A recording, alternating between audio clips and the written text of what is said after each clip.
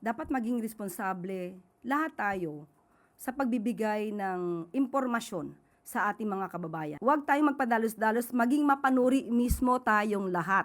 Hindi lahat ng nangyayari or rather hindi lahat ng sinasabi ng isang political servant or public servant ay totoo na. Of course, there are also concerns from the camp of Senator Cayetano na baka nagkaroon daw ng conspiracy among administration and minority bloc senators to remove him as the Senate President kasi ayaw daw matuloy yung Blue Ribbon Committee hearing na nangyayari po ngayon. Is there a truth to that, ma'am? Kasasabi pa lang ni Maricel, baka. So, pag sinabi natin baka, wala itong pinanghuhugutan.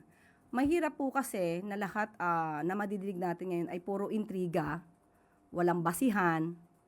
Dapat maging responsable lahat tayo sa pagbibigay ng impormasyon sa ating mga kababayan. Kasi mas lalo itong nagpapagulo, lalo itong nagpapaingay, at alam naman natin ang mga political tensions nakakaapekto hindi lamang sa isang tao, sa dalawang tao, kundi buong bansa, pati ekonomiya apektado.